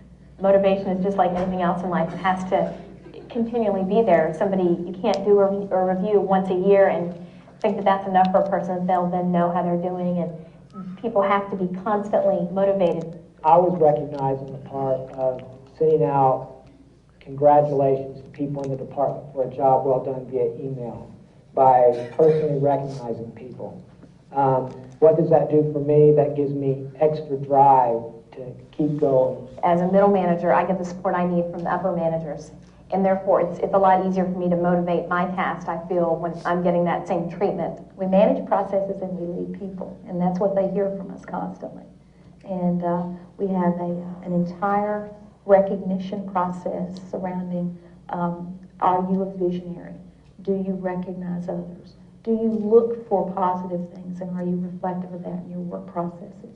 Here at the Dolphin Hotel, we select Shining Stars every month, in which we reward our cast members for either an outstanding story that they have to tell us or something that they did while they were performing. And the awards that they get, we have this big celebration in our employee cafeteria, and they get a great parking space, which is a big plus, especially when we have a big convention in-house. They get dinner for two, they get a silver name tag, $100 gift certificate, movie theater tickets. All of this is very rewarding, and then we have the entire cast be a part of it when we recognize these cast members. That's a great motivation. What happens is you're nominated by either your boss or a fellow cast member as someone who has really stood out and done more than was called for, done a better job than they had to. We had a nurses convention and they were in-house, and one of the seminar sessions that they were attending was how to encourage the hospital staff members to treat the patients in a more customer-oriented fashion instead of just, you're in, we're going to take care of you, and maybe you'll get out, maybe you won't. 3 or 4 of them were some of my guests that are patients. And just like the Spurs and this nurse looks up and she says, Jason, what do you do here? Now, it was obvious that she knew he was a server, and it was obvious that he knew that she knew that, so his response was, I'm here to make your stay wonderful. What can I get for you? And she was blown away. And I impressed them so that they, when they went back to their hospital, they started a Spirit of Jason Chestnut award. And it was a social service community, and each one of them went out of their way to treat a patient in the fashion that they were encouraging. They were brought together and saluted and given the annual the Chestnut award. And I was really taken back by that. That's really flattering. It doesn't happen every day. We were running back to Jason. So way to go, Jason! And we read him the letter from her in front of all of his workers and the staff. Everyone gets a white name tag when they start. If you get a Shining Star Award, then you get a silver name tag. And that means everyone who passes you in the hallway knows that you were recognized as Shining Star. And it really is a big deal here. Oh, you're a Shining Star. I mean, because it's recognized as you've really impressed someone to get it. I don't think anybody in a company has ever complained of getting too much motivation, and it's something important to do, I think. All right, so we manage processes, we lead people. Did you catch that? Two very different things. And what does that look like? Well, leading could be as simple as using a wow card. Just want to say thanks. Anyone, give it to anyone else. You can save it. You can get creative with this. You get a certain number of them, maybe you get something else for it. But recognition isn't a thing as much as it is an activity. You take someone like Jason Chestnut, this shy, unassuming young guy, food server in the basement of the Dolphin Grill, the Dolphin Swan Resort. I talked to him after we filmed that about a little bit. I said, Jason, how long have you worked here at the Dolphin Resort? He goes, I've been here 8 years. He goes, at the time I said, isn't that about when they opened up 8 years ago? He said, yeah, I was here the first day they opened their doors, as was at that point 70% of their employees. First day they opened their doors, and in a industry in hospitality where turnover is 150% a year easily. He'd probably even more so in Orlando. Something's going on. How come you've been? What's the longest you worked in the job before this, Jason? 3 years. How come you've been here so long? It's a great place to work, he said. I'm always trying to find out a little bit more. How do you know that's true? What's your evidence? You know what he said? They tell me every day. They thank him for doing the things that most work environments people would be expected to do without being thanked. Because they know that if you want to keep getting it, you got to notice it. I said, Jason, if you ever leave here, I can tell you most places aren't like this. What are you going to do then? He goes, oh no, you got it. You have to do this. You have to do this for your work. Well, what if it's not going on? He goes, then I would start it. I would do it. You have to do this. Or work doesn't have meaning. It's that important. Most organizations, they set up instead of trying to recognize everyone, recognize the very few. This is again the challenge of using a program. Only a couple people could win. And the criteria is up here. And if you ever get close to it, we're going to move it on you, make it even harder to get. Kind of a cure for cancer kind of thing. This is what happens, really, in most organizations. And then you combine that with, we shouldn't have to do it anyway. Geez, if people get paid, isn't that enough? And, well, no, it's not. So it's with Jason, who's now, by the way, and doesn't this make sense too? He's not a food server anymore. He's actually in the management ranks at the hotel. And isn't that what you expect? That someone that gets it becomes a good person to model it. And that's going to help sustain it over time. So at Disney, this works, and they keep working it, and they keep it fresh. And it's okay to stop doing things. Like they'll stop programs and start other ones as something gets old. It's okay to do that. I find a lot of times companies are afraid to stop doing something. We've done the Employee of the Month for 19 years. So I'm like, give it a really nice burial then. Kind of list everyone that ever got on the plaque, put it in the front lobby, and now let's do something that's more meaningful to them, which maybe when you find out might be finding someone that can serve a swing shift so people can take the vacation that they've got, but we never let them off. Okay, or it could be, it'll surprise you the things that will come up that are more important and more motivating to people here and now. You know, I started telling you that story about that hospital in the southeast Missouri. I never finished it. They said, you know, how do you motivate people who don't want to be motivated? And I said, well, what are you doing to motivate them? Well, we have a recognition meeting, and we hand out certificates. And I asked some questions and found out the meeting was after working hours. And I said, you guys have a nursing shortage, right? And don't you have forced extension? Yes, people work double shifts. And I said, so what you're doing to recognize people is to ask, after they've worked 2 shifts, to ask them to stay longer, to be handed a piece of paper in front of their blurry-eyed coworkers? That's what you're doing for recognition? Oh my gosh! Sometimes recognition is letting people go home. You know, so you gotta get out of the notion that no, we'll tell you what recognition is. Let's ask people what would be helpful to them. How can we give them more of that? I had true story. I was fine on a plane sitting next to a nurse, and as a weekend she was coming. She could not get time off. She worked weekends, and she was not allowed to take. She had to work her scheduled time, and she was rushing on her weekend to go to her grandmother's funeral. I felt so bad for her, but she's in an oppressive work environment. Said, no, here are the rules. You knew when you took that job that you'd have to work every weekend. We can't take you off because we don't have anyone else to put there. Wow. Then to me, that's a hot spot. You got to fix that problem, okay, and not just assume that we got to push the problem. Einstein said the solution to the problem comes from outside of what started the situation to begin with. You got to come from it differently. At any rate, so when it comes back to the day-to-day, I mentioned 13 different factors. 4 of them are types of praise I found. Personal, written, electronic, or public praise. And when I found this, you know, it's easy. My first reaction was, well, aren't these all the same category? Isn't there just one category of praise? And what I've learned is it's not just one category. This is such an important dimension for people today that these are mutually exclusive categories. That means it means something different. And think about it for yourself. It means something different when someone praises you directly versus gives you a note that you can save. It means something different than something said publicly or something that's in the newsletter or on the website. So they each have a power. And to do a good praising, you can do it in 10 seconds. You've got a little wallet card that should have been on the book when you came in. As soon as sincere, as specific, as personal, as positive, and proactive as possible is my guidelines for doing a great praising. Sounds like a lot. You can do this in 10 seconds. Starting with the timing is important. The sooner the better, the more you reinforce the behavior you want. It's got to be sincere from the heart. It can't be just going through the motions. Part of the sincerity comes from the specifics that you use. So it's not just, you're a great worker, you do a good job. It's what did you see that triggered that thought? Use those specifics that will give credibility and make the praise more real.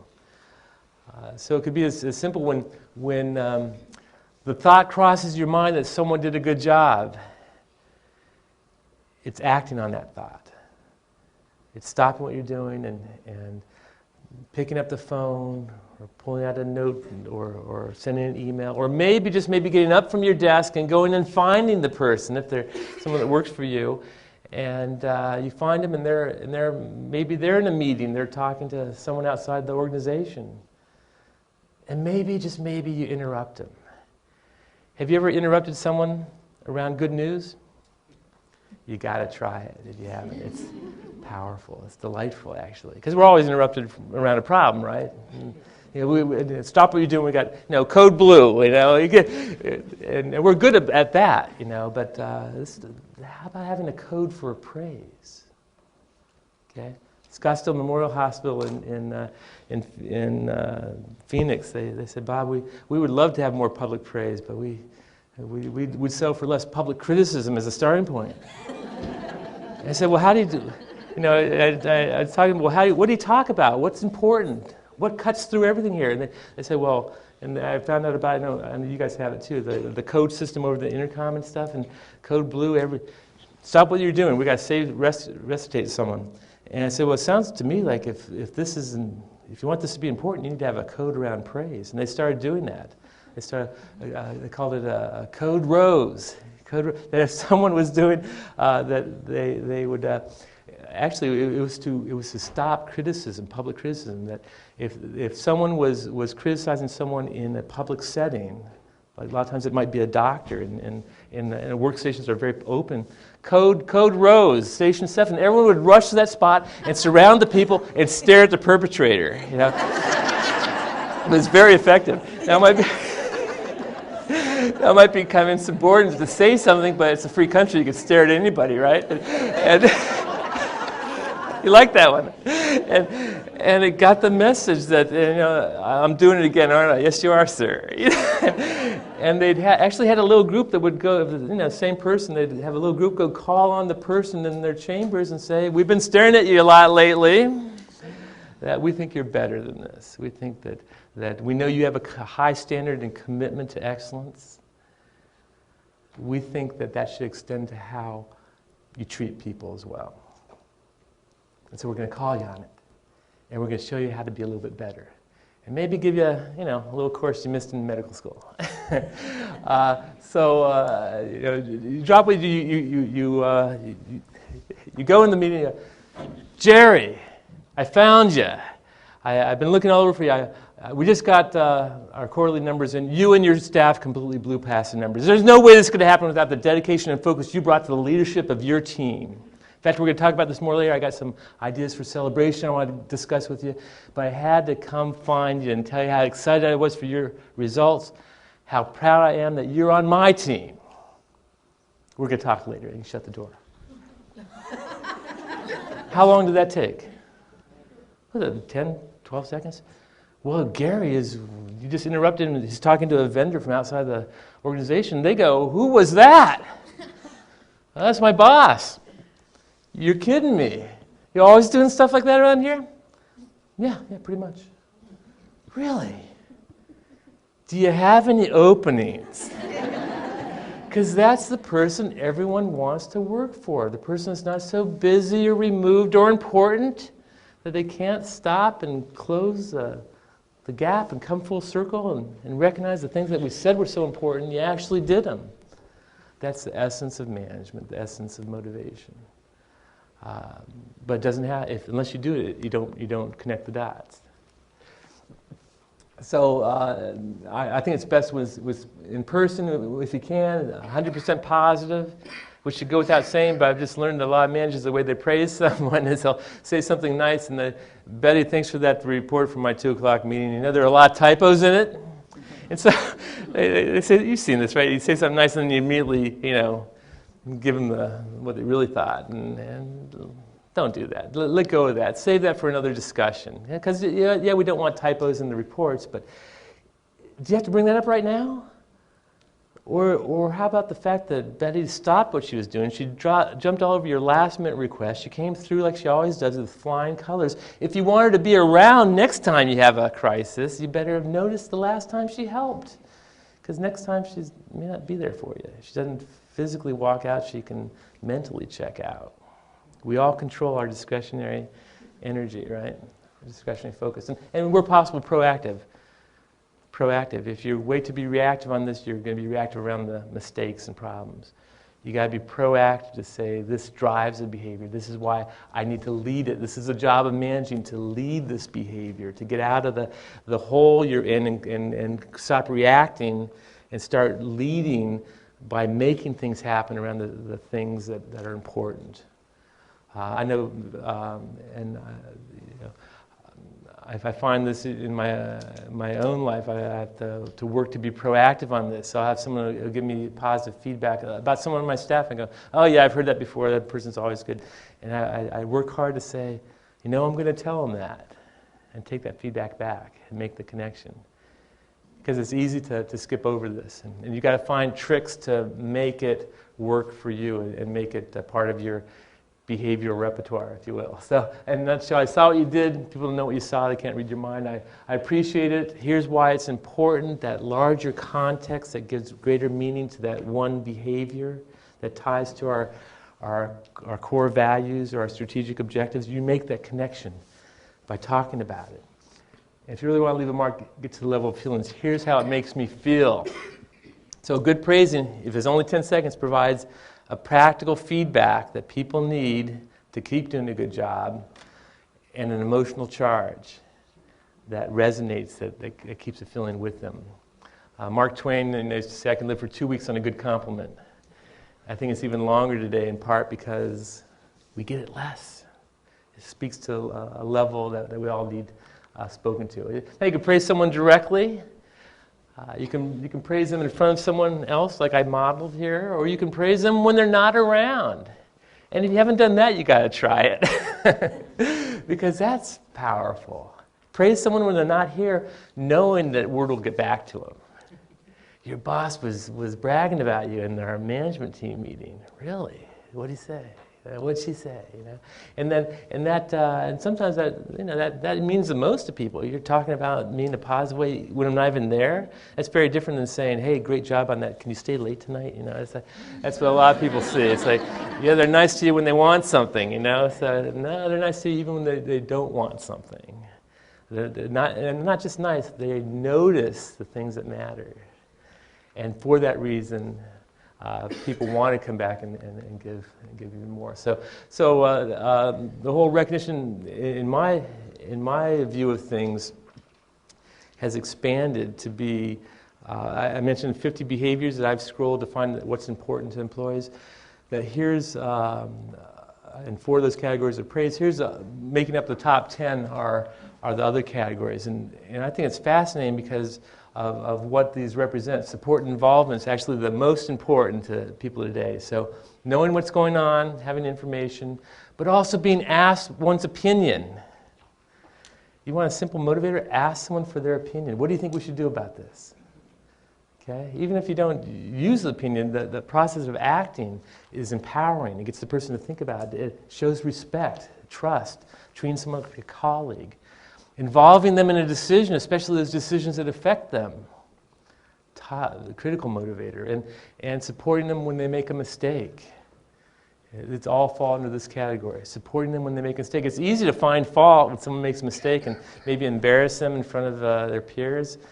What good is that going to get you? You know, the person won't make that mistake again, but what you lose in terms of their self-esteem and their willingness to use their best judgment in the next situation, you may never get back again.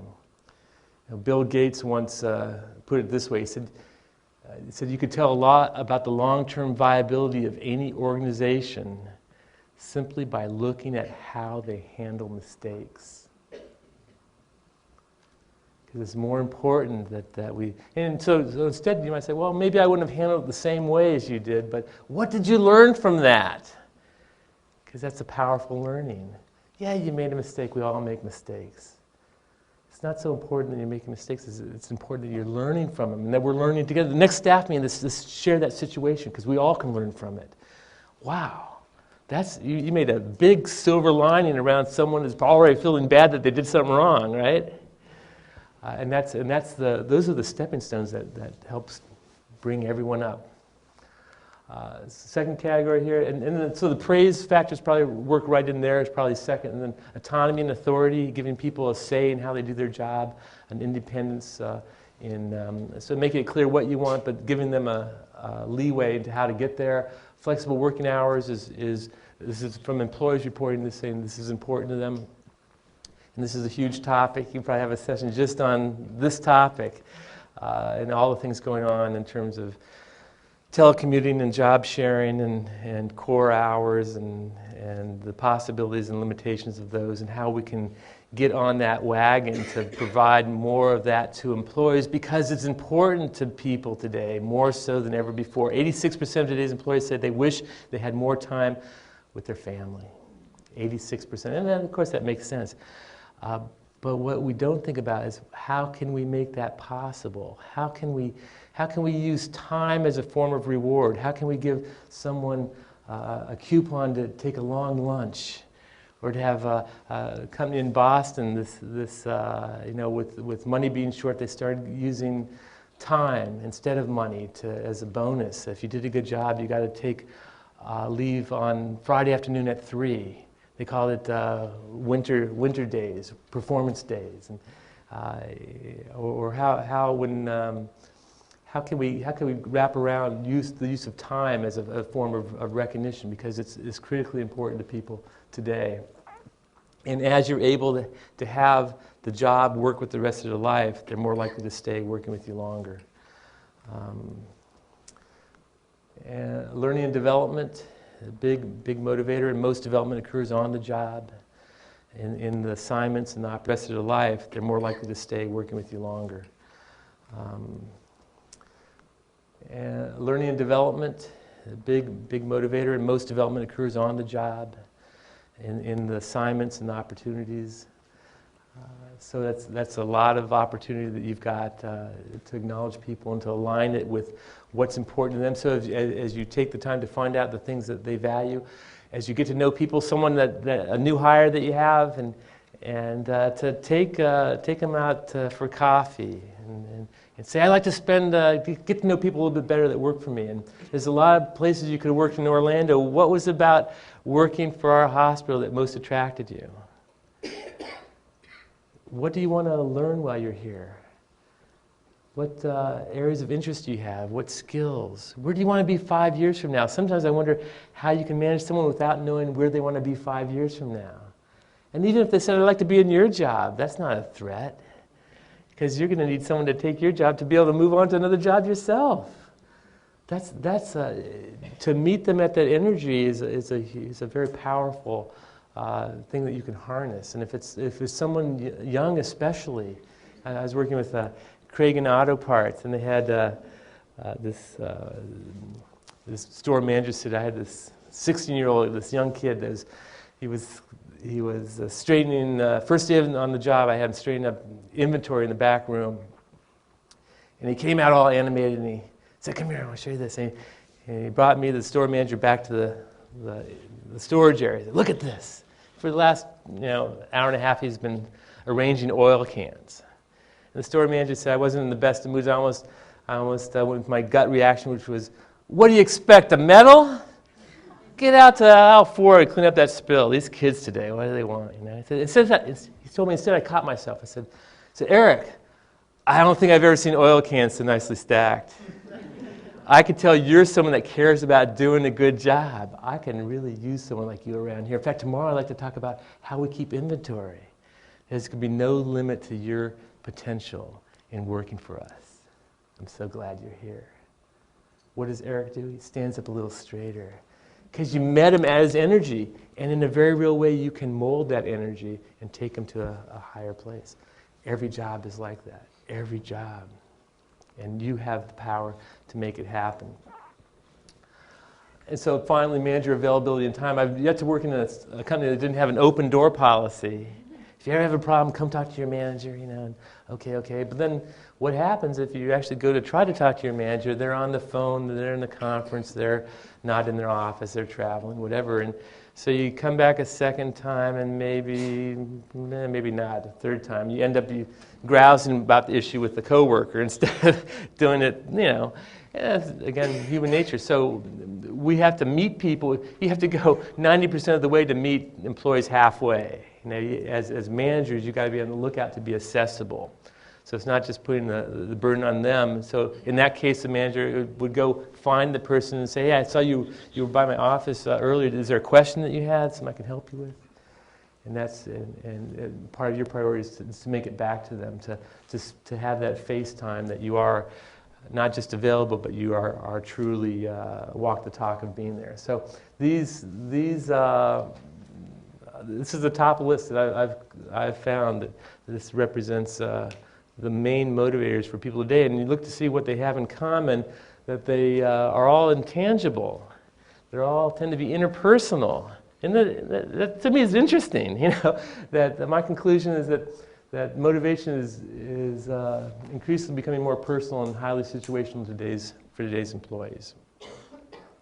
Remember the employee that came up to me after a session, she said, you know, I had my boss, and talking about time, I was having a bad day at work, she said, and I had some stuff going on, you know, at home, personal, and I was very stressed over it and distracted.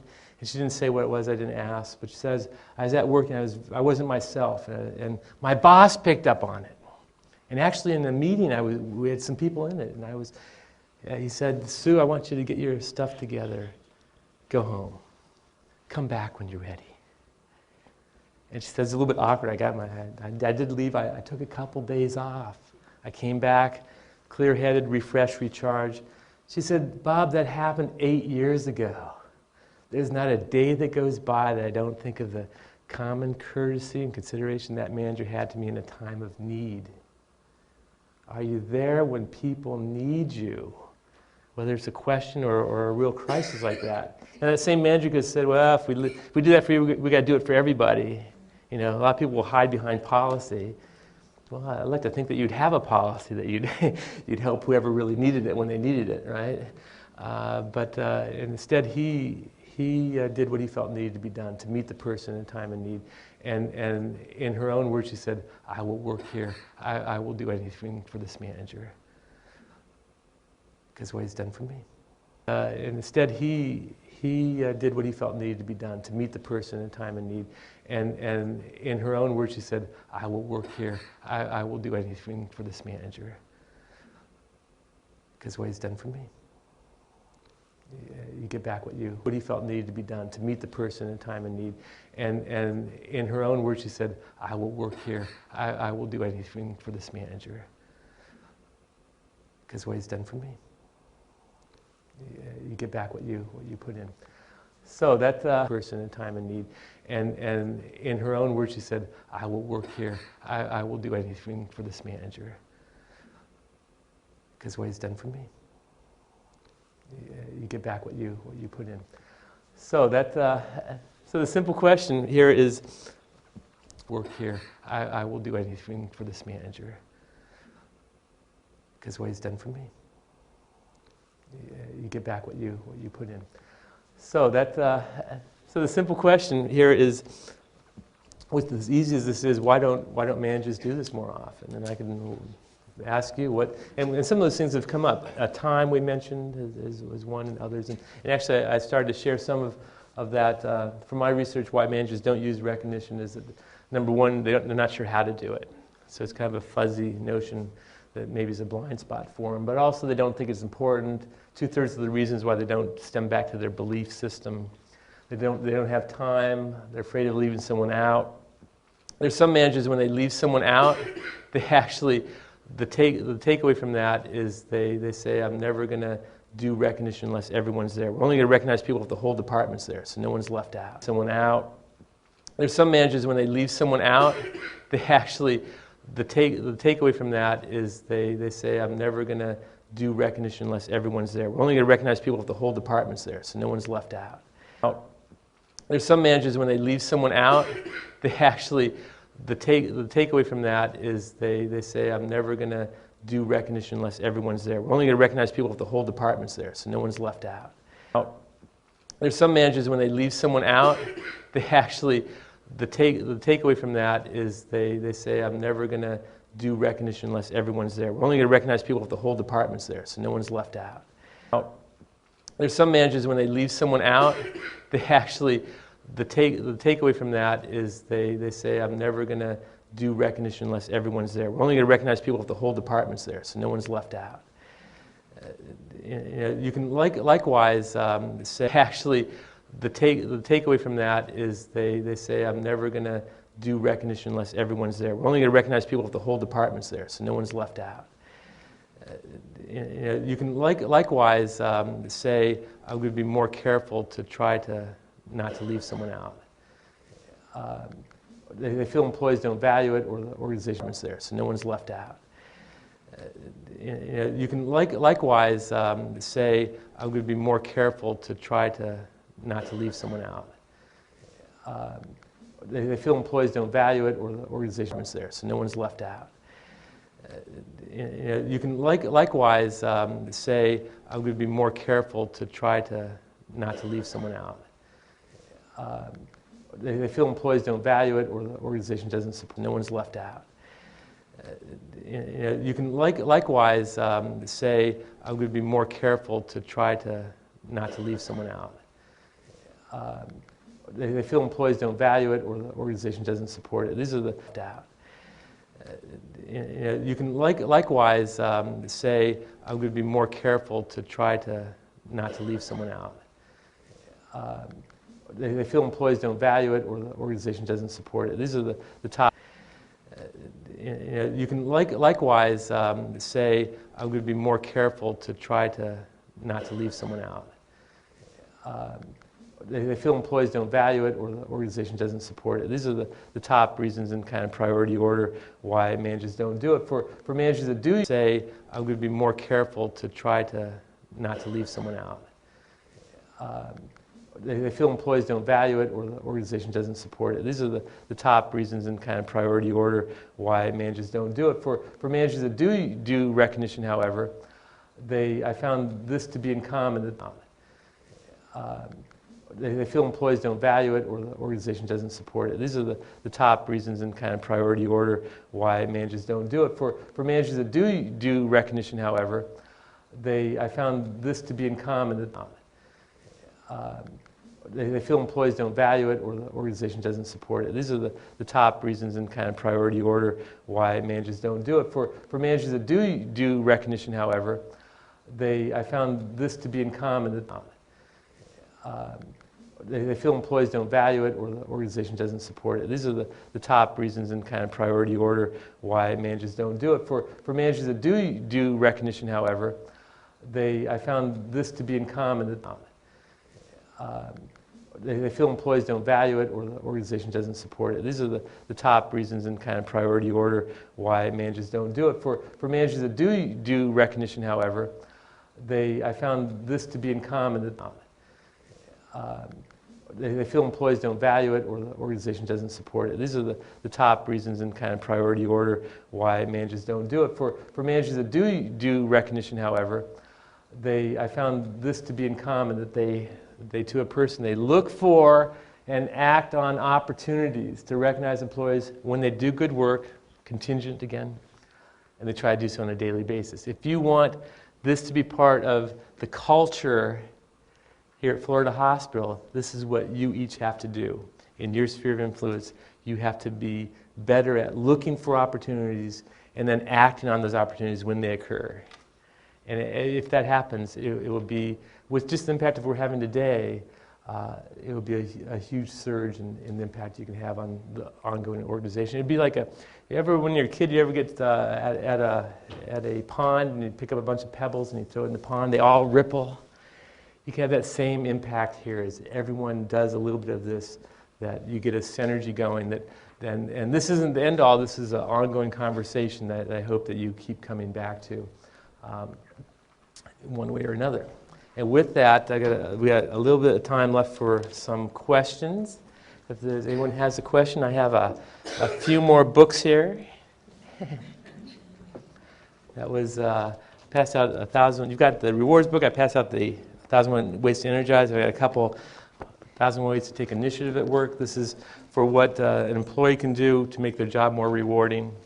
And from my research, I found that as people do things to make a bigger 1,000. You've got the rewards book. I passed out the 1,001 Ways to Energize. I got a couple 1,000 Ways to Take Initiative at Work. This is for what an employee can do to make their job more rewarding.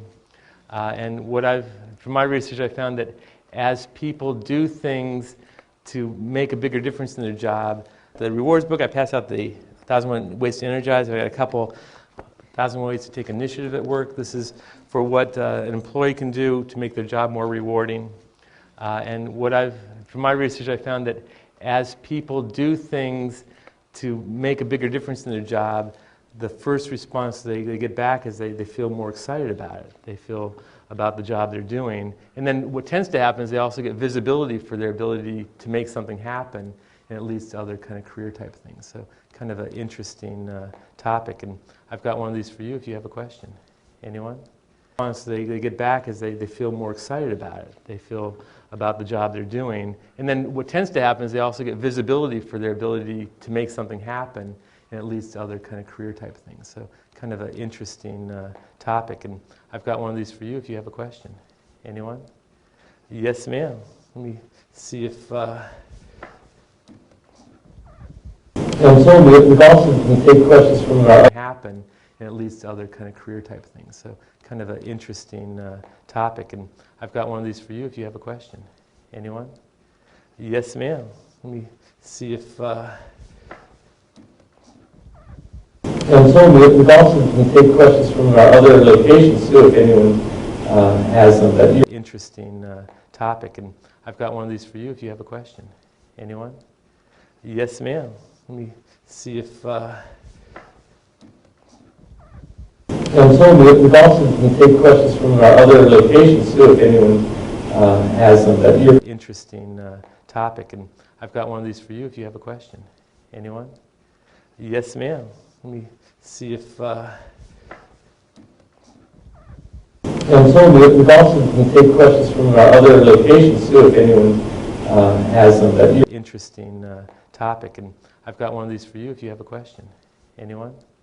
Yes, ma'am. Let me see if... And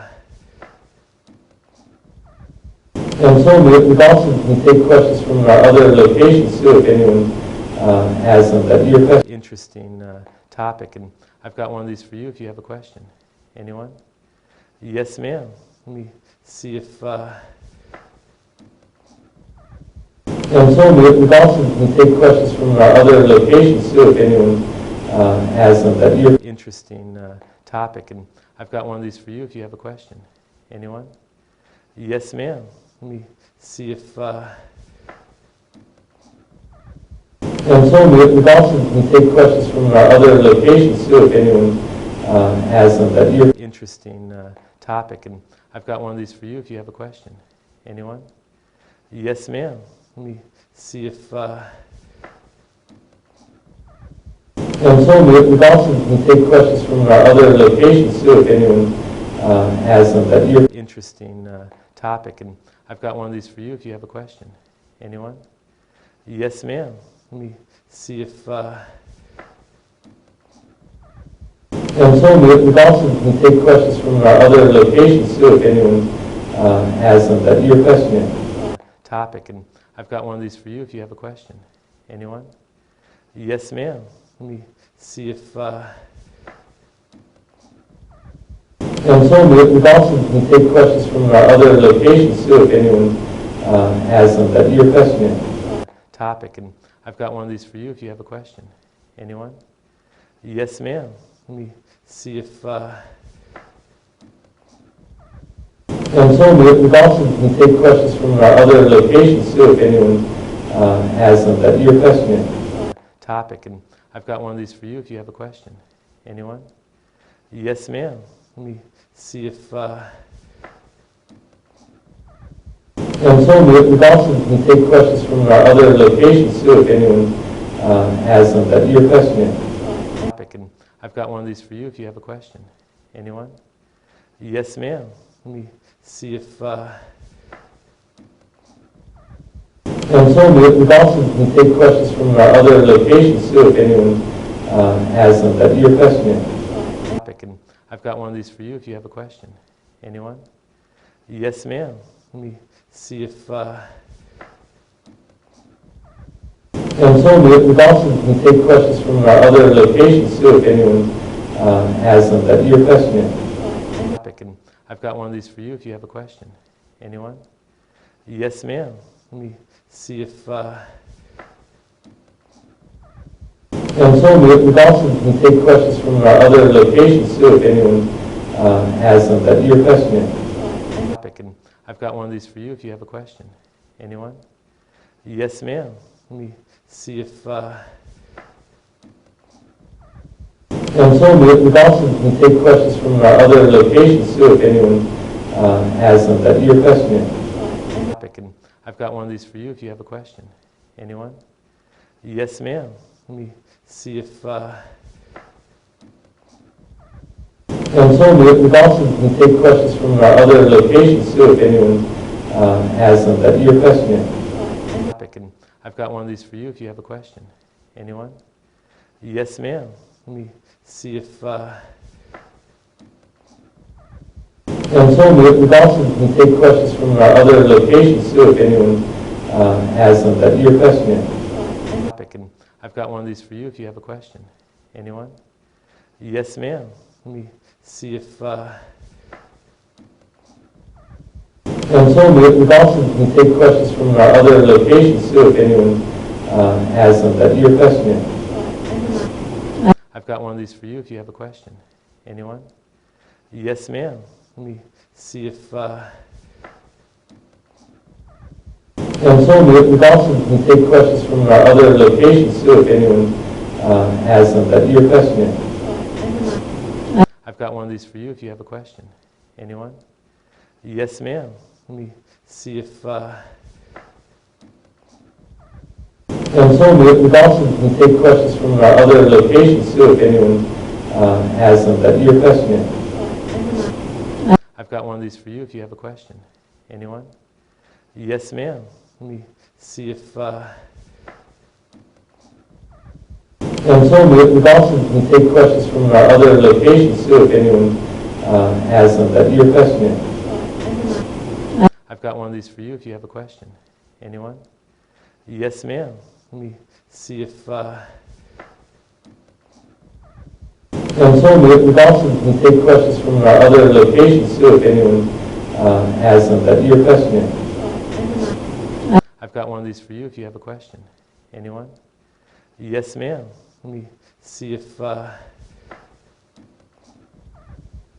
so we've also can take questions from our other locations too, if anyone has them that you're questioning. I've got one of these for you if you have a question. Anyone? Yes, ma'am. Let me see if... And so we've also can take questions from our other locations too, if anyone has them that you're questioning. I've got one of these for you if you have a question. Anyone? Yes, ma'am. Let me see if... And so we've also can take questions from our other locations too, if anyone has them that you're questioning. I've got one of these for you if you have a question.